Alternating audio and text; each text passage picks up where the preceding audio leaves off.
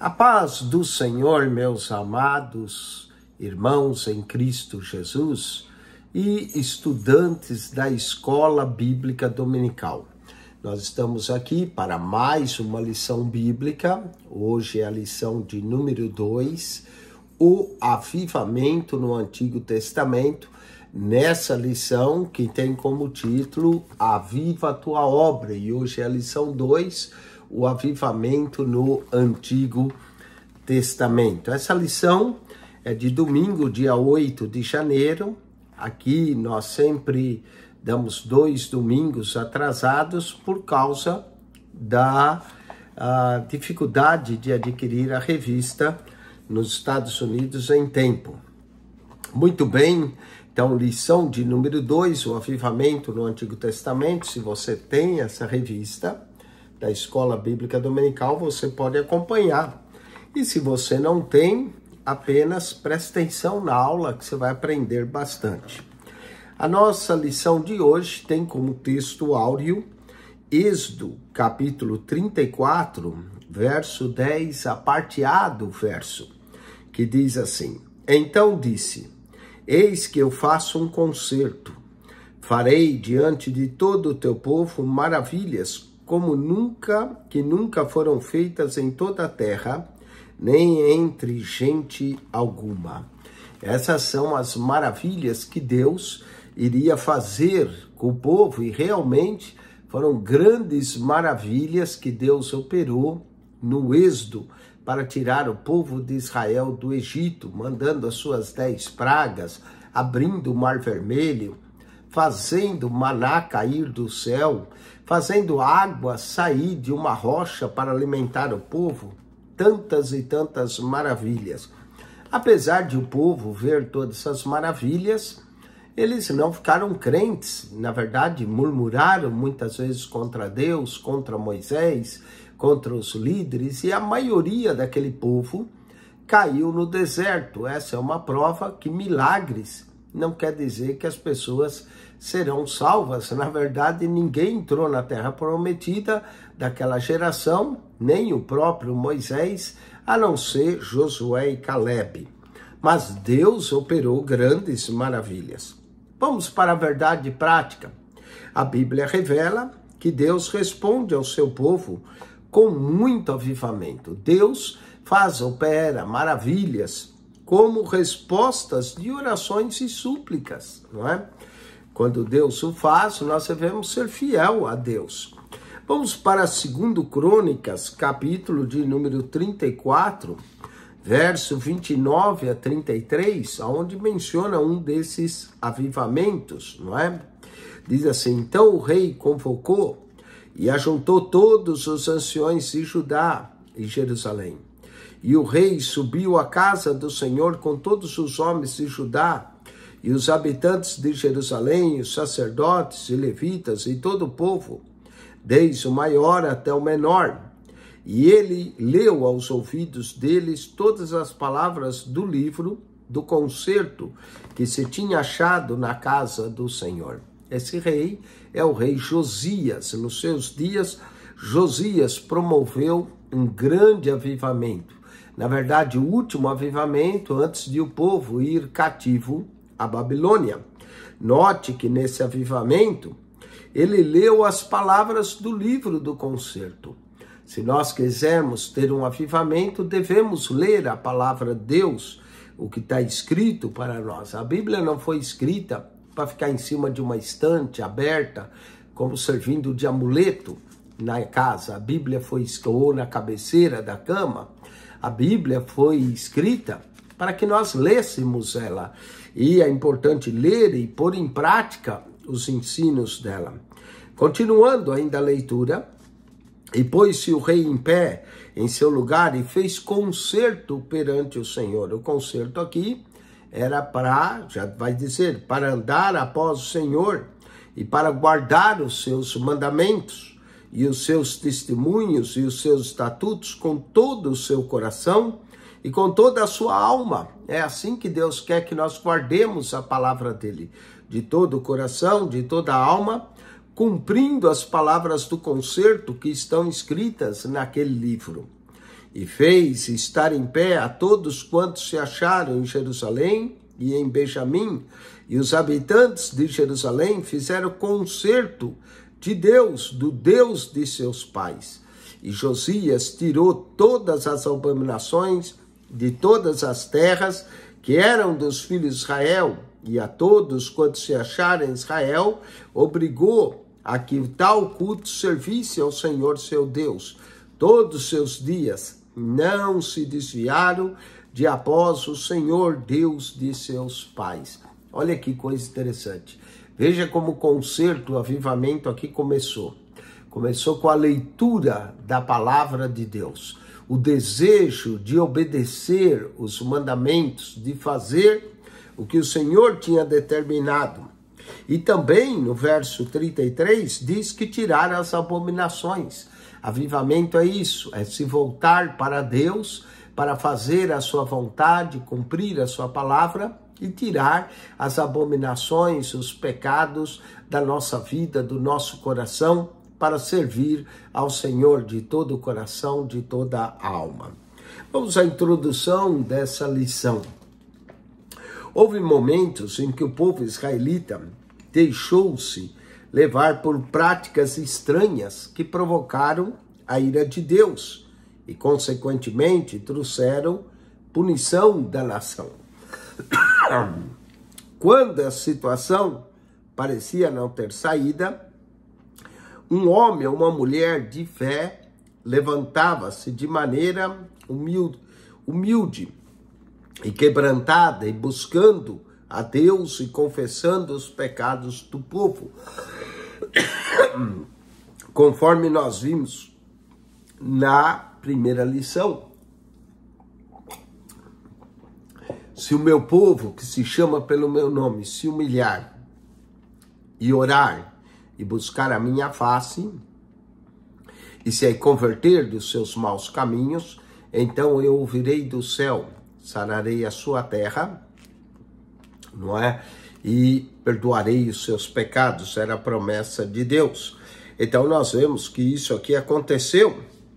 O Altíssimo sempre ouvia as orações e enviava do céu um avivamento com chuva seródia. Registros como esse no Antigo Testamento vão fundamentar o ensino dessa lição, o avivamento no Antigo Testamento.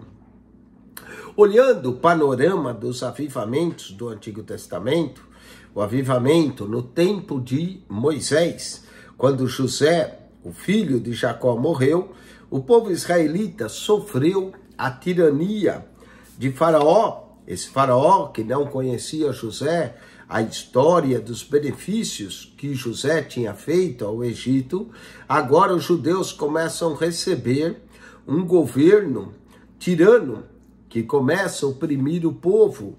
Inclusive, Faraó, logo no capítulo 1 de Êxodo, começa a mandar matar os meninos hebraicos para que eles não sobrevivessem. Foi nesse contexto que Moisés foi divinamente chamado. Diz que o menino nasceu e, como ele era formoso, sua mãe o escondeu.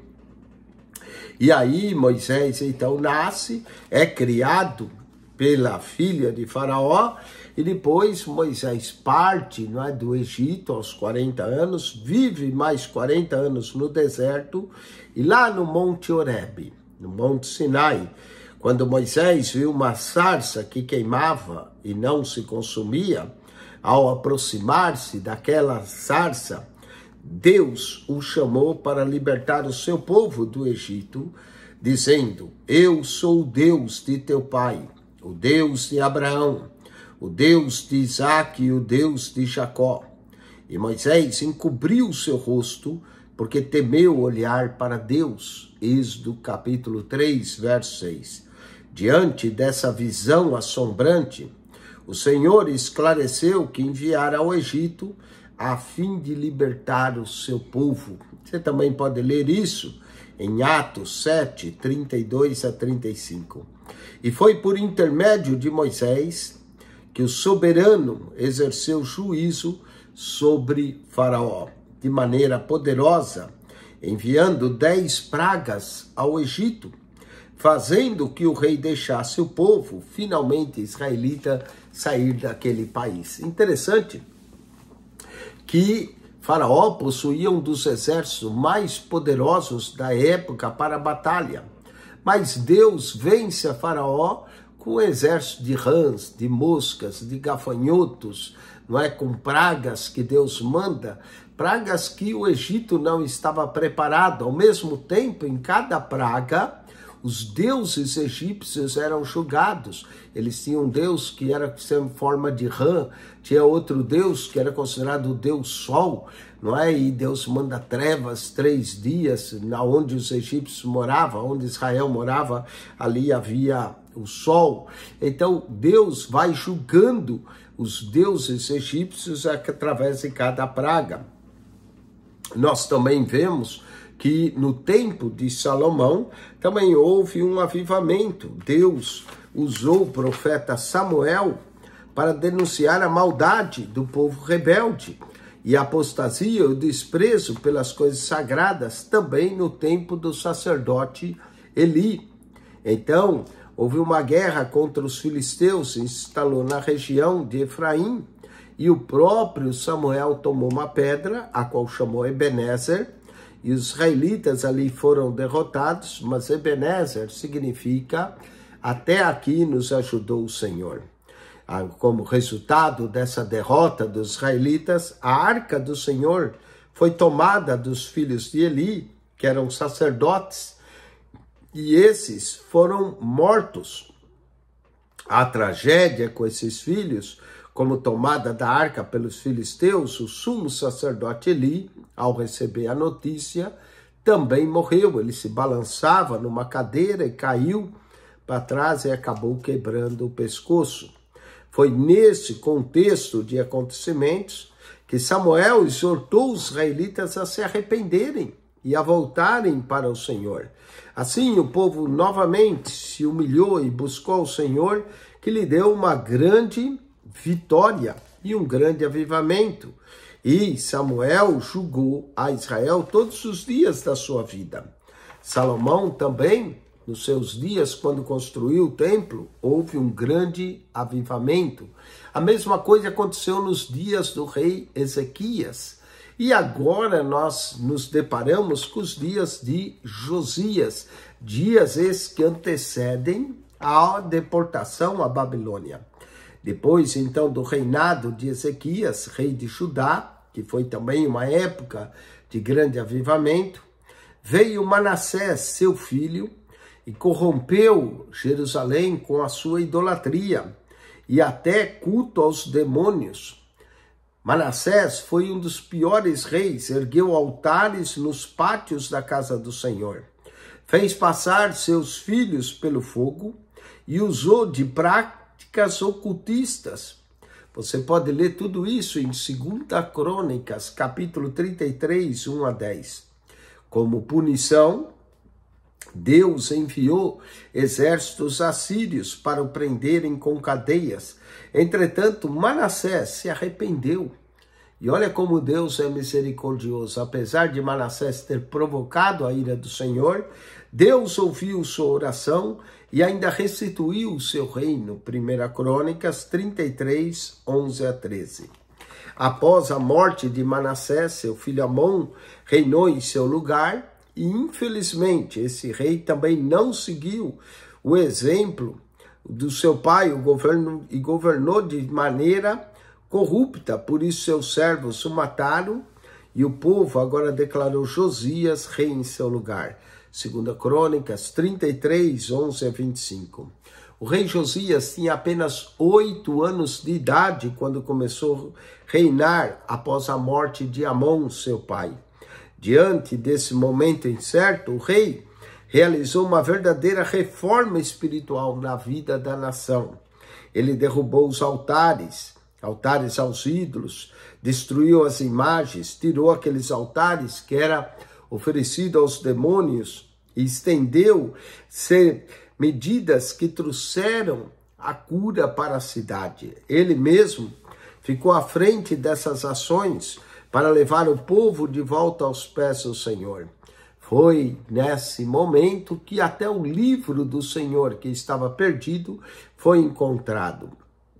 A situação espiritual era tão decadente, como nós dissemos, o livro havia se perdido no templo, mas foi achado durante as obras do santuário, segundo Crônicas 34, versos 14 e 15. Assim, o Altíssimo usou as reformas e as obras que o rei Josias conduzia para trazer o povo de volta a um avivamento espiritual. 1 Crônicas 35, versos 16 e 19. Lemos em 2 Crônicas, na verdade, 35, 16 e 19.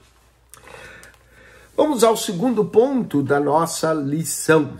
A confissão de pecados e o retorno à palavra de Deus, não é? O resumo da sinopse, tópico 1, destacamos exemplos de avivamento nos tempos de Moisés, de Samuel, de Salomão, podemos falar, de Ezequias e do rei Josias. Tudo isso foi a sinopse tópico 1. Tópico 2, confissões e pecados e retorno à palavra de Deus. Não é? Nós vemos também no tempo de Neemias, o homem que reconstruiu os muros da cidade de Jerusalém. Neemias, nessa época, se achava na função de copeiro do rei Artaxerxes, da Pérsia, quando foi informado da miséria em que a cidade de Jerusalém se encontrava. Apesar de o templo já estar reconstruído nos dias de Zorobabel, os muros da cidade estavam fendidas e as suas portas queimadas a fogo.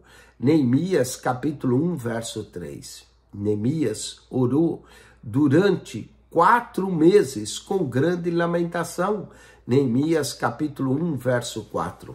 E Neemias fez outra coisa, ele fez a confissão de pecados.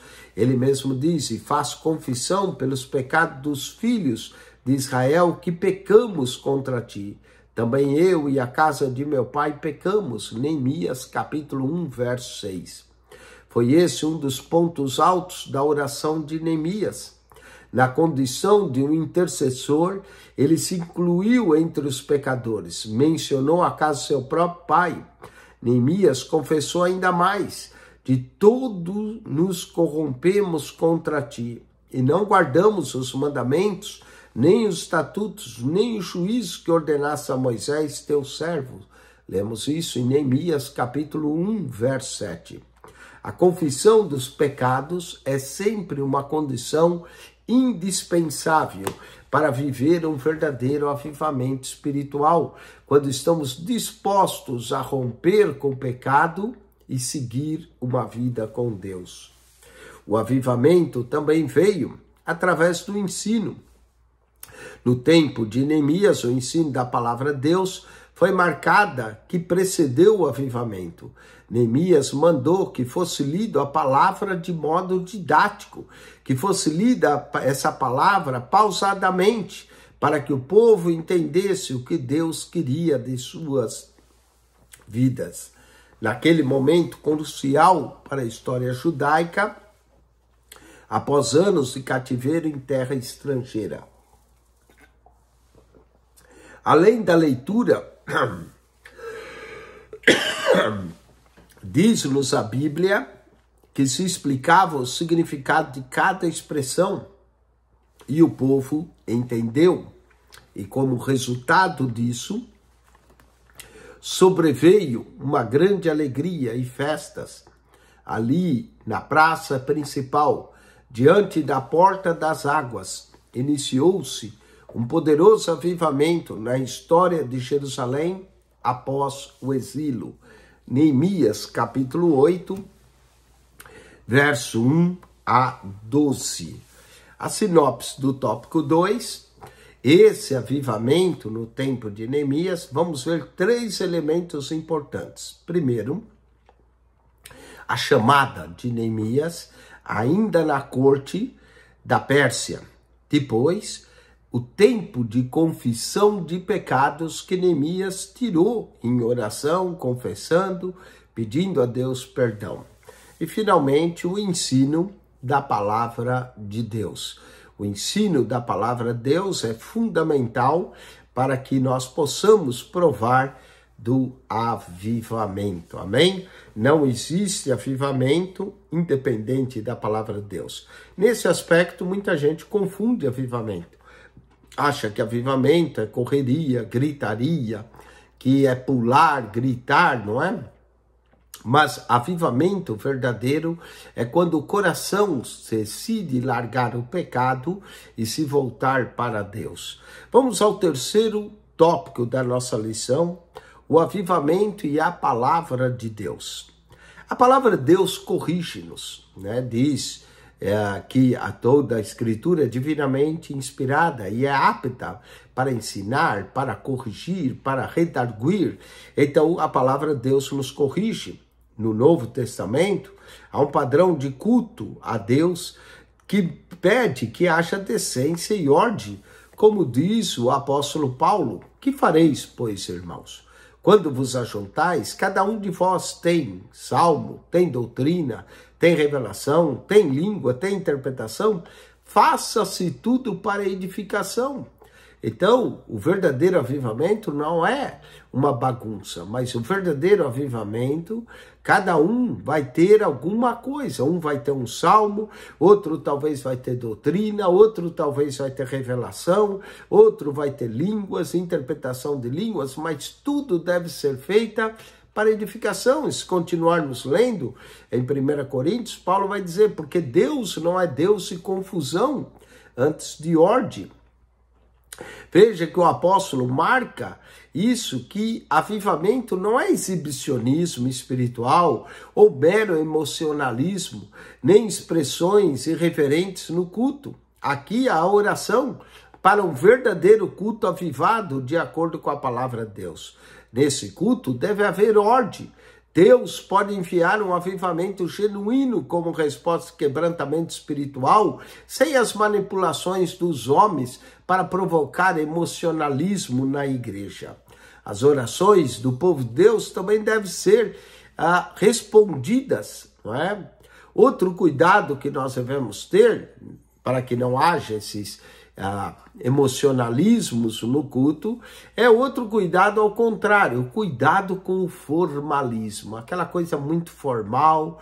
Começa o culto, canta-se 3 hinos, ouve-se um testemunho, ouve-se essas coisas muito formais, também temos que tomar cuidado. O formalismo, queremos dizer, às vezes a forma metódica, rigorosa em que o culto ocorre. É outro extremo oposto ao emocionalismo ou ao exibicionismo espiritual. É verdade que não é errado observar regras e preceitos e métodos. No entanto, o formalismo assume uma característica negativa, que quando o cuidado e o zelo pelo que é formal sobrepõe a necessidade espiritual da igreja, Deus então envia um avivamento espiritual. O Santo Espírito tem liberdade na igreja. Os corações sempre devem estar sensíveis à voz de Deus. Os dons espirituais também devem atuar na igreja de maneira abundante. E a atmosfera espiritual, ela vai transformar o ambiente. Deus vai agir em favor do seu povo. Tudo deve ser feito de acordo com a palavra de Deus para edificação dos santos. Vamos para a sinopse, então, do tópico 3. A palavra de Deus corrige-nos ao caminho para a prática espiritual equivocada. E, ao mesmo tempo, alerta-nos para o perigo do formalismo. Cuidado com o formalismo. Amém? Muito bem, vamos para a conclusão da nossa lição. Essa lição que fala de alguns focos de avivamento no Antigo Testamento, no tempo de Moisés, no tempo de Salomão, no tempo de Samuel, que trouxe um avivamento, né? Aliás, Samuel foi quem ungiu tanto o rei Saul quanto a Davi, não é? No tempo de Salomão, no momento que edificou o templo, no tempo de Ezequias, no tempo de Josias, antes de o povo ir para o cativeiro. Após o cativeiro, poderíamos também mencionar o tempo de Esdras, o tempo de Neemias na reconstrução dos muros, isso trazendo focos de avivamentos em épocas específicas quando o povo de Deus carecia. Para concluir, esses avivamentos do Antigo Testamento vieram sempre como respostas ao quebrantamento espiritual e às orações do povo de Deus, ao desejo de se arrepender, de deixar aquele estado em que se encontravam para se aproximarem de Deus. Isso se dava sempre diante de uma situação de calamidade ou decadência, como nós falamos na lição 1. Às vezes as crises, as calamidades, as decadências, elas antecedem o verdadeiro avivamento. E essa decadência, calamidade ou crise pode ser espiritual, pode ser moral. É exatamente isso que prepara o povo para o avivamento. Por misericórdia, pela bondade de Deus, vem então a restauração, como vimos a restauração de Israel no tempo de Moisés, no tempo de Samuel, no tempo de Salomão, de Ezequias, de Josias, de Neemias e tantos outros que promoveram essa restauração.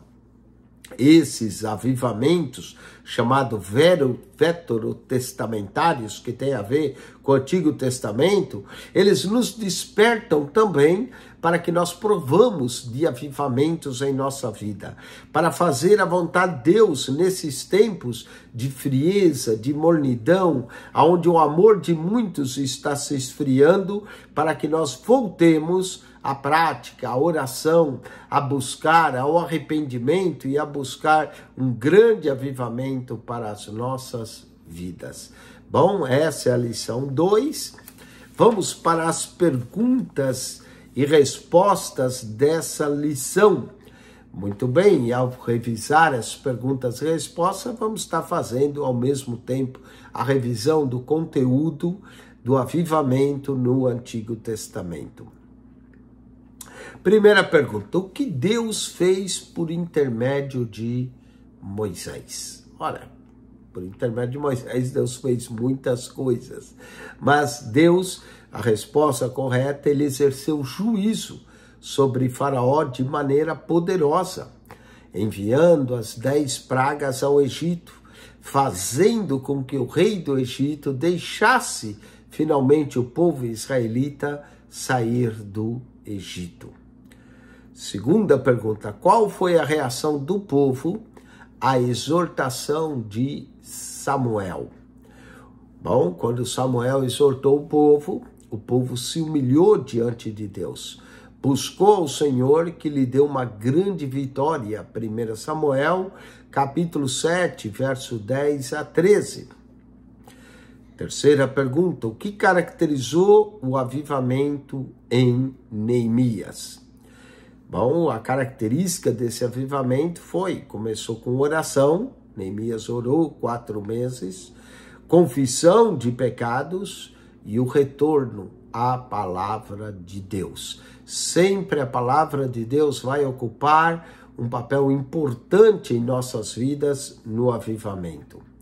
Quarta pergunta: qual foi uma marca que precedeu o avivamento no tempo de Neemias? No tempo de Neemias, a marca foi o ensino da palavra de Deus. Foi a marca que precedeu o avivamento. Quinta e última pergunta: o que aconteceu quando Deus envia um avivamento? Bom, quando Deus envia um avivamento, o Santo Espírito, o Espírito Santo, tem liberdade na igreja. Nos corações se tornam sensíveis à voz de Deus e os dons espirituais vão atuar de maneira abundante. A atmosfera espiritual também muda o ambiente. Deus age em favor do seu povo e tudo é feito de acordo com a palavra de Deus, tudo para a edificação dos santos. Bom, essa é a lição de número 2 da nossa Escola Bíblica Dominical e nós voltaremos na próxima aula falando da lição 3, Hoje falamos do avivamento no Antigo Testamento. A lição 3 vai focalizar o avivamento no Novo Testamento. Então nós temos focos de avivamento no Antigo Testamento, tempo de Moisés, de Samuel, de Salomão, de Ezequias, de Josias, de Neemias, de Esdras. Então, todos esses foram focos no Antigo Testamento. Semana que vem, estaremos estudando o avivamento no Novo Testamento. Não perca a lição de número 3. As lições estão gravadas para você no nosso canal do YouTube, PR Eugênio Piacentini. PR Eugênio Piacentini, ao entrar no canal, clique no playlist e ali você encontra as pastas. Você vai encontrar a pasta da EBD, Escola Bíblica Dominical, Aviva, Senhor, a Tua Obra, que é o que nós estamos estudando nesse trimestre. E se você for lá embaixo, na primeira pasta, você encontra um comentário em Mateus, Marcos, Lucas, João, até o Apocalipse, também de Gênesis a Malaquias. Toda a Bíblia é comentada para você. E há pastas também, como curiosidades bíblicas, dificuldades, devocionais, manhã e noite com Charles Spurgeon. São mais de 3.400 vídeos para você estudar acerca da palavra de Deus. Eu tenho certeza que você irá gostar desses vídeos com a palavra de Deus. PR Eugênio Piacentini, o seu canal da Bíblia, para mais uma lição da nossa Escola Bíblica Dominical, cujo tema é Aviva, Senhor, a Tua Obra. Que o Senhor avive a tua vida, a tua obra, a obra dele em ti e na minha vida também. Deus te abençoe. Para mais essa lição, nós voltamos no próximo vídeo para a lição de número 3. Deus te abençoe. Amém.